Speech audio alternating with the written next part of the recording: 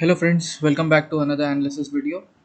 इस वीडियो में हम बात करेंगे F I I D I activity कैसी थी, दैट इज़ स्मार्ट मनी या बिग मनी क्या बायस लेके चल रहे हैं, मार्केट कैसा दिखता है जिसमें हम यूएस इंडेक्स की बात करेंगे और निफ्टी, बैंक निफ्टी, बिटकॉइन और कुछ स्टॉक्स की बात करेंगे। एक स्टॉक की मैं बात करूंगा जो मैंने अपने टेलीग्राम ग्रुप पे दिया था as a short term trade.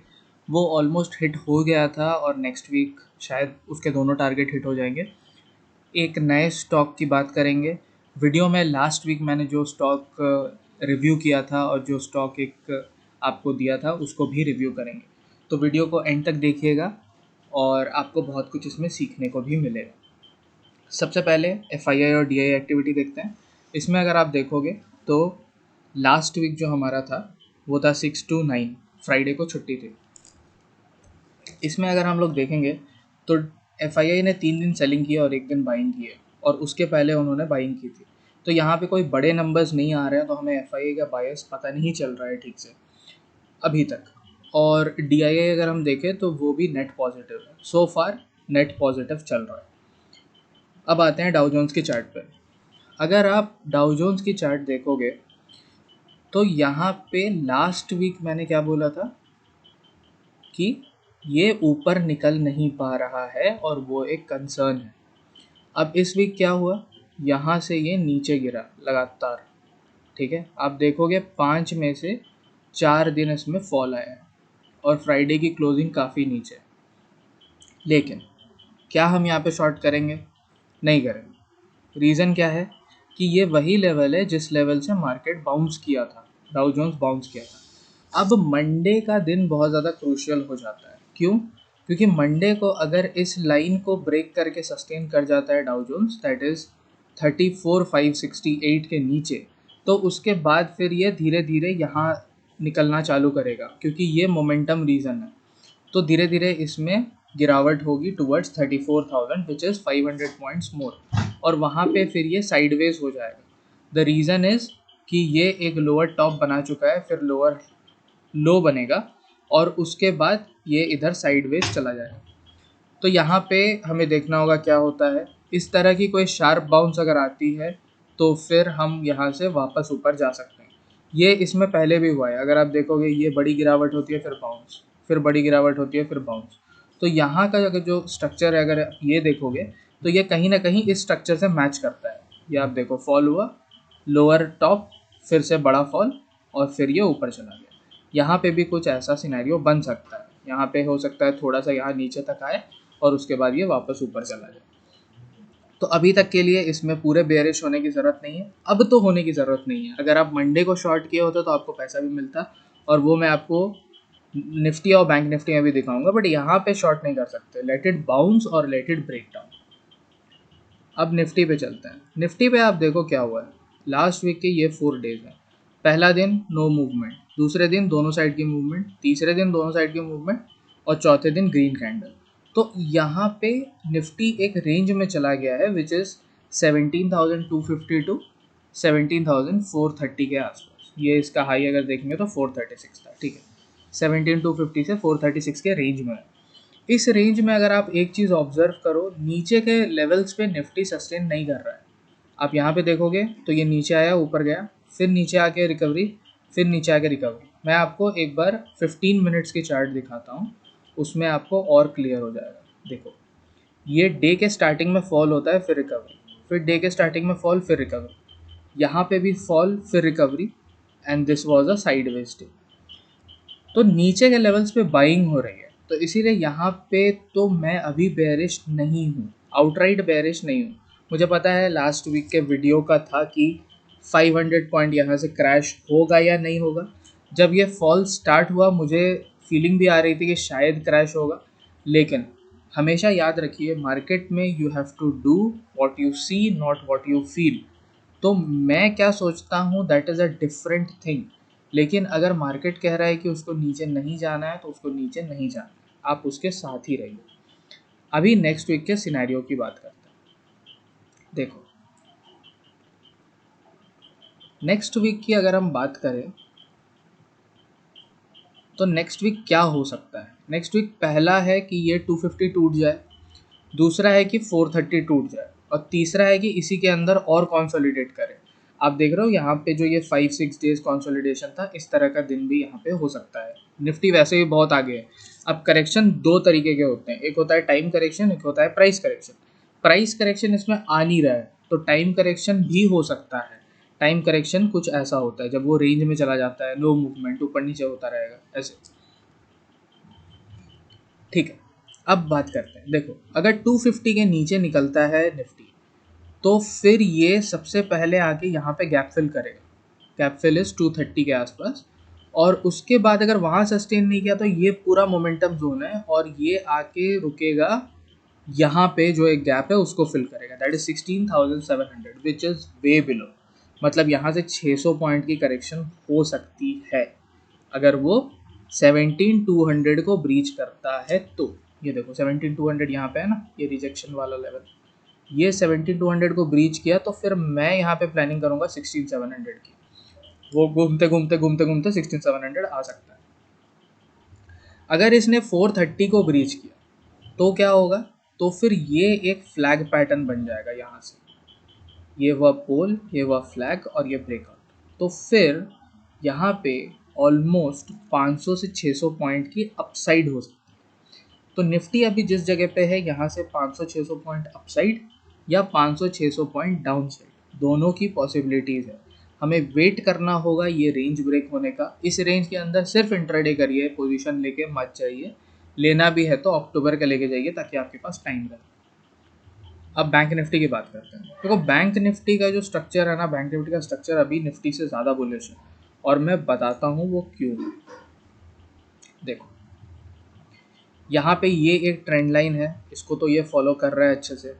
इसके अलावा यहाँ पे बहुत सारी लाइंस है। मैं एक मिनट, मैं कुछ कुछ लाइंस हटा देता हूँ। तो यहाँ पे अगर आप देखोगे तो ये एक रेंज बनी थी यहाँ पे, इस रेंज की ब्रेकआउट हुई, उसके बाद फिर यहाँ पे एक कंसोलिडेशन चल रहा है अभी यहाँ पे जिस लेवल पे बैंक निफ्टी है, इस लेवल पे ये काइंड ऑफ एक सेलर जोन है। अगर आप देखोगे इस लेवल के ऊपर ये कैंडल के बाद तो सेलिंग ही हुई है ना हमेशा, तो ये सेलर जोन है, और यहाँ पे सेलर एक्यूमुलेशन बहुत ज़्यादा होगा। तो बैंक निफ्टी अभी क्या कर रहा है, ये सेलर्स को एब्जॉर्ब करने की कोशिश कर रहा है। अगर ये सक्सेसफुल हुआ तो there will be a move towards all time high. अगर नहीं हुआ, और अगर ये ब्रीच कर देता है 36,000 को, मेरे लिए 36,000 आर पार का लेवल, 36,000 को अगर ब्रीच कर देता है तो फिर ये वापस आएगा टूवर्ड्स 35,000 एंड देन 34,300। लेकिन अभी के लिए मुझे इसमें कोई बेरिशनेस नहीं दिख रही है। तो अब देखते हैं 4 दिन जो था उसमें क्या। पहला दिन मंडे, ये एक नेगेटिव कैंडल था, लेकिन ये इनसाइड बार था। अगर आप देखोगे इस कैंडल के पूरे पूरे अंदर है। उसके अगले दिन इसमें फॉल आया, और हमने यहाँ पे ट्रेड भी लिया था। मैंने यहाँ पे खरीदा था 36,300 के आसपास, नहीं इनफैक्ट 36,200 के आसपास। क्यों खरीदा था, क्योंकि ये जो रेंज था this was acting as a resistance. पहले ये ब्रेकआउट हुआ तो ये बेसिकली रेंज रीटेस्ट था, यहाँ पे मैंने खरीदा था, और फिर डे एंड पे मैंने यहाँ पे बुक भी कर लिया था अपना प्रॉफिट। लेकिन यहाँ पे एक बाय बनता था बिकॉज सपोर्ट पे आया था प्राइस, और आप देखो ये क्या अच्छा जंप हुआ। नेक्स्ट डे वेडनेसडे को there was a green candle, अच्छी खासी बाइंग हुई, और थर्सडे को यहाँ पे एक पॉज कैंडल था। अब सबसे इम्पॉर्टेंट जो हो जाता है यहाँ पे वो है 36,500। 36,500 के ऊपर 2 दिन मार्केट रह चुका है, और उसके पहले 4 दिन और था। एक दिन यहाँ पे थोड़ा सा नीचे क्लोजिंग आया था जो कि 468 का था, 500 के आसपास ही हुआ। तो अभी यहाँ पे आप अगर देखोगे 2 दिन के हाई सेम है। इसका हाई है 36,855 और इसका हाई है 36,857, विच मीन्स कि अगर बैंक निफ्टी 36,860 के ऊपर निकलता है तो फिर ये कोशिश करेगा यहाँ तक जाने की, दैट इज़ 37,150, या फिर कम से कम 37,000 एक बार टच करने की कोशिश करेगा। तो मंडे का ये सिनेरियो बनता है। ट्रेड प्लान क्या होगा इसमें, ट्रेड प्लान या इस एरिया पे अगर आता है 300 से 500 के बीच में, तो यहाँ पे मैं फिर से बाय ही प्रेफर करूँगा टिल ये ब्रेक हो। यहाँ पे मैं एक बार बाय करूँगा, अगर मेरे को लोअर टाइम फ्रेम पे यहाँ रिजेक्शंस मिलते हैं तो मैं यहाँ पे बाय प्रेफर करूँगा for a up move again. अगर ये 37,000 के आसपास आके रिजेक्शन दिखाता है तो यहाँ पे मैं सेल करने की कोशिश करूँगा, लेकिन छोटे टारगेट के लिए 855 के लिए या 900 के लिए, उससे ज़्यादा नहीं। ऊपर शॉर्ट, बड़ा शॉर्ट, एग्रेसिव शॉर्ट नहीं करना है because it is still in a bullish mode, ठीक है। और नीचे आए तो यहाँ पे बाय करेंगे, ये मेरा प्लान है। अब बिटकॉइन की बात करते हैं। अगर आप बिटकॉइन को अगर आप बिटकॉइन को देखोगे, लेवल सेम है, कोई छेड़छाड़ नहीं किया है इसमें। बिटकॉइन अच्छा खासा ऊपर जा रहा था और 7th को यहाँ पे एक ये फॉल आया 11%। बड़ा फॉल नहीं है, 11% ही है। बिटकॉइन में 11, 20, 30% आते ही रहते हैं, कोई बड़ी बात नहीं। लेकिन यहाँ पे अभी जो इम्पोर्टेंट लेवल हो जाता है वो हो जाता है 42,000। 42,000 अगर इसने ब्रीच किया तो फिर ये 36,000 आएगा और फिर 28,700, फिर नीचे गया तो पूरा नीचे जाएगा। तो हमें ये देखना पड़ेगा कि यहाँ पे क्या होता है। ये बड़ी रेड कैंडल जो है इसमें वॉल्यूम ठीक ठाक है, अगर आप देखोगे बहुत ज़्यादा वॉल्यूम नहीं है as compare to previous candles, लेकिन ठीक ठाक वॉल्यूम है। तो यहाँ पे अभी ऑब्जर्व करते हैं क्या होता है। 42,000 काइंड ऑफ एक लक्ष्मण रेखा है, इसके नीचे गया तो फिर से रेंज में जाएगा और ऊपर गया तो फिर ऊपर, ठीक है।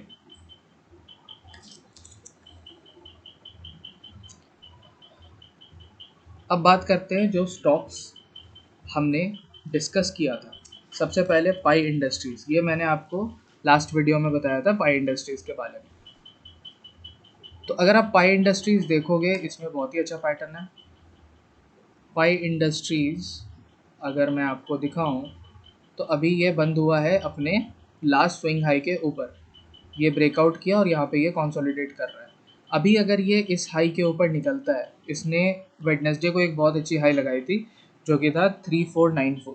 तो अगर ये 3500 के ऊपर निकलता है तो फिर इसमें और अच्छी रैली आ सकती है टुवर्ड्स 3600 एंड 3700। तो ये एक हो गया।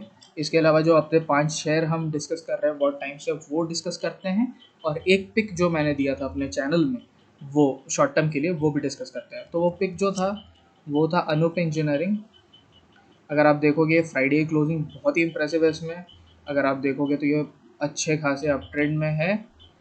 Now this was the deciding level, ये जो है 1030, इसके ऊपर ये निकल के बहुत ही स्ट्रॉन्ग क्लोजिंग दिया है। अगर मैं आपको लाइन चार्ट पे दिखाऊं तो ये और क्लियर हो जाएगा। आप देखोगे ये ऑल टाइम हाई क्लोजिंग दिया है, ठीक है। Last all time high closing was 1043, अभी इसने 1051 पे क्लोजिंग दी। Most likely this is now ready to go towards 1090 and 1170। इस पर कोई भी डिप अगर आपको मिलता है टूवर्ड्स 1030 तो यहाँ पे बाई करिए। स्टॉप लॉस आपका रहेगा 985 का on closing basis. Now, weekly review of the 5 stocks that we are tracking since a long time. The first one is Granules. Granules अगर आप देखोगे तो इसमें स्ट्रेंथ की कमी है, ये अभी भी नीचे जाने की ही फिराक में है और मुझे लगता है कि अब ये थोड़ा नीचे आ सकता है। वॉल्यूम्स लेकिन लैकिंग है, तो वेट एंड वॉच ही है। 295 हिट होता है तो हम निकल जाएंगे, नहीं हिट होता है तो ये होल्ड है, इसमें कुछ नहीं कर सकती, ये साइडवेज मार्केट है। Next is Ganesha ecosphere. अगर आप गणेशा इकोस्फेयर देखोगे ये भी कंसोलिडेट कर रहा है, इसमें कोई वीकनेस नहीं है, आराम से अपने सपोर्ट को होल्ड कर रहा है। किसी भी दिन इसमें एक स्पाइक आ जाएगी बड़ी सी इस तरह की। ये सस्टेन नहीं हुआ था, बट अगर सस्टेन होता है ऐसा स्पाइक तो फिर हम ऊपर जाएंगे। Next is Glenmark. ग्लेनमार्क अगर आप देखोगे तो ग्लेनमार्क में ये बड़ी सेलिंग आई, एक दिन होल्ड हुआ, फिर अभी ये इनसाइड कैंडल बना। जब भी इनसाइड कैंडल बनता है तो ये बहुत इंपॉर्टेंट हो जाता है ट्रैक करना कि ब्रेकआउट किधर आ रहा है। अगर ये 540 के ऊपर निकलता है तो it will retrace the whole thing. क्यों? क्योंकि ये पूरा मोमेंटम जोन है। अगर आप देखोगे तो ये बड़ी बड़ी कैंडल से फॉलो हुई है, तो बड़ी बड़ी कैंडल से ये रिट्रेस भी करेगा टू 655 एंड 680, ठीक है। लेकिन अगर ये इसके नीचे ब्रीच करता है तो फिर अगला टारगेट यहाँ बन जाएगा और इसके नीचे फिर हम अपना पोजीशन क्लोज कर देंगे। अब बोरोसिल की बात करते हैं। बोरोसिल रेन्यूएबल्स। बोरोसिल रेन्यूएबल्स अगर आप देखोगे तो ये वापस फॉर्म में आ रहा है अपने ये आराम से अपने ये जो सपोर्ट था इसके ऊपर होल्ड हो रहा है, थोड़े दिन के लिए इसने शेकआउट किया, अब ये होल्ड कर रहा है। थर्सडे को इसमें अपर सर्किट भी लगा था। अभी अगर इस बार ये अगर 350 के ऊपर निकलता है तो फिर ये वापस कंटिन्यू करेगा अपनी जर्नी ऊपर की तरफ, ठीक है।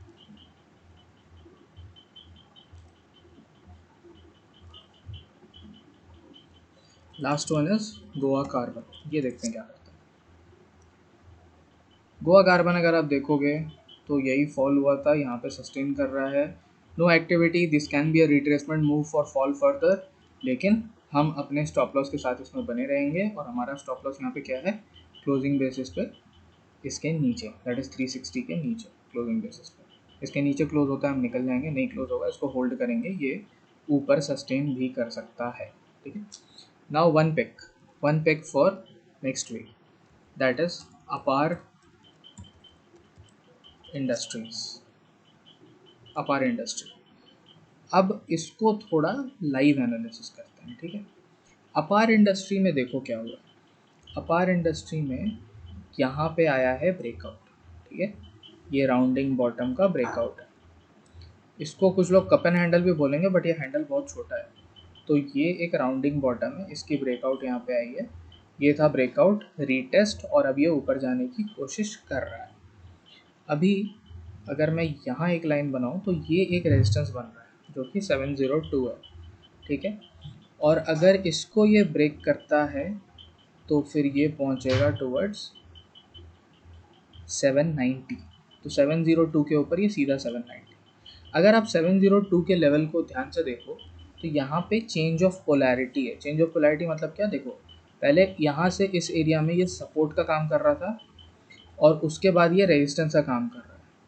So this area is going to be very very important, और अगर इसके ऊपर ये सस्टेन करने लगे तो फिर ये वापस सपोर्ट का काम करेगा फॉर हायर मूव्स। मतलब कि मैं यहाँ पे कुछ ऐसा एक्सपेक्ट कर रहा हूँ, ये यूँ जाए, यहाँ पे यूँ थोड़ा टाइम स्पेंड करे, एंड देन बूम, ठीक है।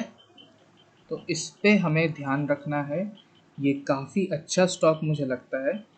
और अब इसमें एंट्रीज़ की बात करते हैं, उससे पहले एक और इम्पॉर्टेंट चीज़, अगर आप देखोगे ये पूरे अप मूव में green candles have high volumes, which means कि यहाँ पे अच्छी खासी बाइंग हो रही है, ठीक है। अब चलते हैं डेली चार्ट पे। देखो डेली चार्ट में क्या हो रहा है, डेली चार्ट में ये कैंडल आप देख रहे हो, ये कैंडल पे बड़ी पोजीशन बनी है, ठीक है। तो इसका लो या फिर इसके पहले वाले कैंडल का लो, that is 609। In fact structure basis पे तो मैं 595 ही प्रेफर करूँगा अपना स्टॉप लॉस। तो 595 या तो राउंड फिगर में आप 600 अपना स्टॉप लॉस लेके चलो।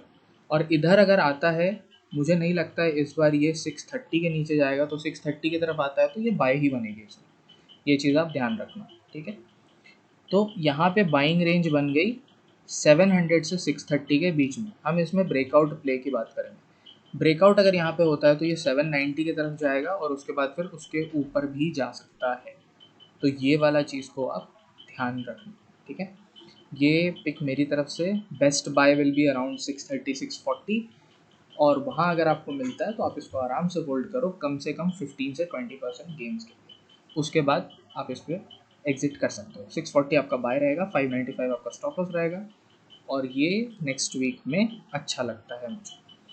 मैं आपको इसका एक और लोअर टाइम फ्रेम दिखाता हूँ, दैट इज़ आर्ली चार्ट। अगर आप आर्ली चार्ट देखोगे तो इसमें लगातार बाइंग हो रही है। ये है थर्सडे का कैंडल्स, यहाँ भी अगर आप देखो तो बड़ी बड़ी ग्रीन कैंडल्स है, इसमें बाइंग हो रही है, ठीक है। और ये लगातार अपने सपोर्ट को ऊपर शिफ्ट कर रहा है, which is again a good thing. ठीक है फ्रेंड्स, इस वीडियो में इतना ही।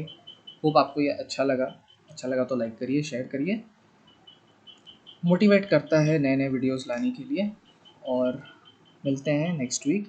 मेरा टेलीग्राम चैनल ज्वाइन कर लीजिएगा, वो फ्री है बिल्कुल, और वहाँ पे मैं कंटिन्यूसली अपडेट करता रहता हूँ। और ऐसा नहीं है कि मैं स्पैम करता हूँ, जब भी मुझे ज़रूरत लगती है अपडेट की तभी मैं अपडेट करता हूँ, तो आप वो ज्वाइन कर सकते हैं। Thank you so much.